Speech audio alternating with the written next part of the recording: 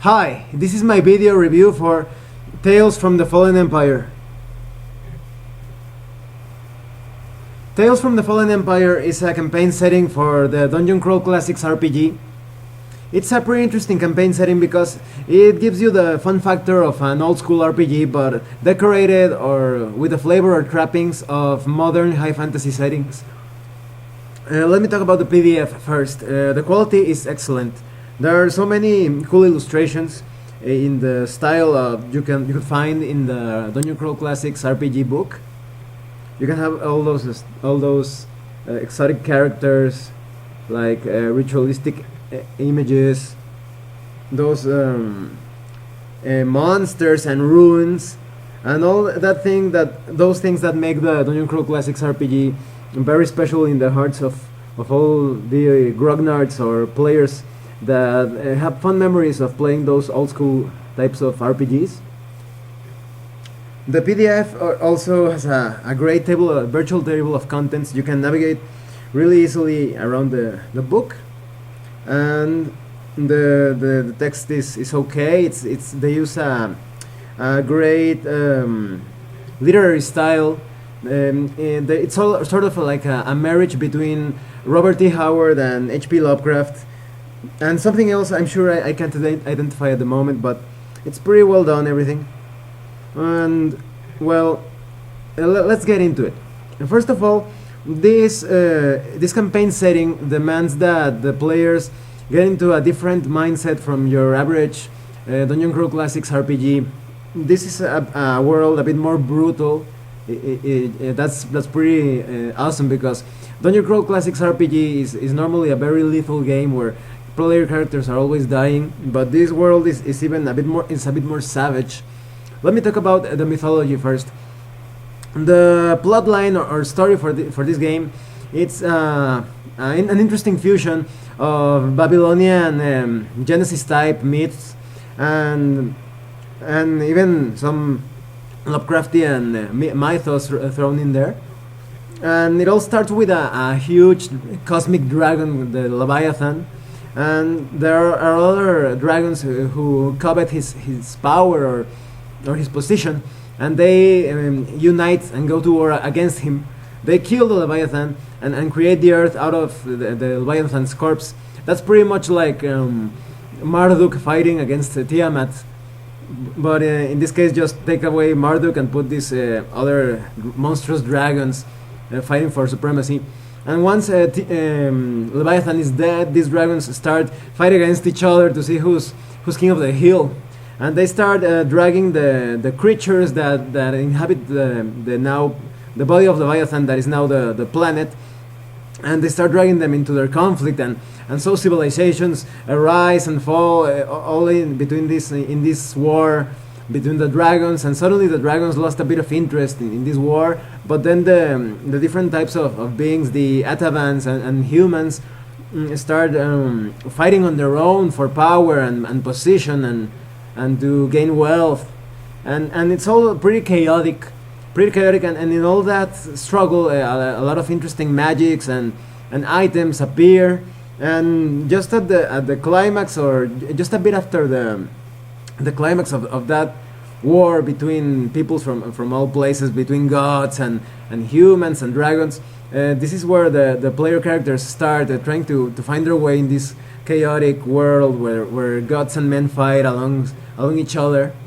And the characters you can create in this campaign setting, first of all, there are a lot of classes of humans. They resemble a lot of stereotypes or archetypes of our world. For example, there are some humans that resemble Asians in real life, or maybe the Celts, and also the Germanic tribes. There are a lot of real world flavors in decorating the humans in this world, in this the Fallen Empire campaign setting. And there are also a bit more exotic races. For example, the how do you call them? The Oruk, that are the man ape, and the Draki, that are like a bit like lizard men, but they also feel very draconic. And those two are actually character classes. the humans can get to be a barbarian, which is it's a bit like the warrior, but it's more obviously more savage and has some interesting rage powers that he activates when he gets a critical hit. And there's also the marauder that is a bit like a rogue or a thief, but more in the pirate kind of way. And the sentinel, it looks like a mixture between a paladin and ranger. It's a pretty interesting character, and it's probably the only one who acts very heroic in the moral sense. Most of the other characters are kind of like scoundrels, looking for power and advantage. There's also the Draki, as I told you, that it's kind of like a lizard man, but it also has ability to use certain magic items and scrolls and things like that. And the Oruk, which is a man ape, is not as refined or with the finesse of a warrior, but in brute strength, the Oruk is even capable of fighting after he's supposed to be dead, and he has a pretty good chance of staying alive for a long time. And there's also the sorcerer, which is a wizard variant, and the sorcerer is like the wizard, but it's more focused on pacts and negotiating with patrons and otherworldly beings. And the witch, which is like a more subtle caster, specializing in healing, but also in seeing the future and scrying. And she has also some offensive spells, but she feels more like a utility character, like a support character. There are also some interesting character options about bartering skills and optional rules that actually make the game a bit easier, but that's understandable. You see, in Dungeon Crawl Classics RPG, you create a lot of zero level characters with different stats, and you play them in an adventure called a funnel, where they get eliminated by different traps and enemies. And after that, obviously, usually the most powerful characters are the ones who survive and continue adventuring.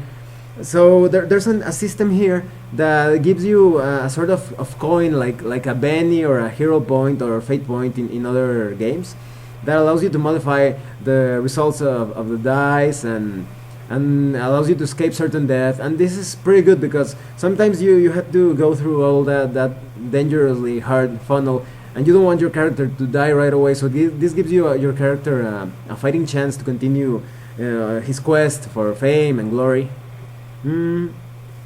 There are also some specific weapons for this campaign setting and items, and they even give you some rules on how these magical items can be created, because this setting goes a bit against the Dungeon Crawl Classics RPG idea of almost no magic items, because magic items are really special, and you will not find 10 plus 1 long swords lying around.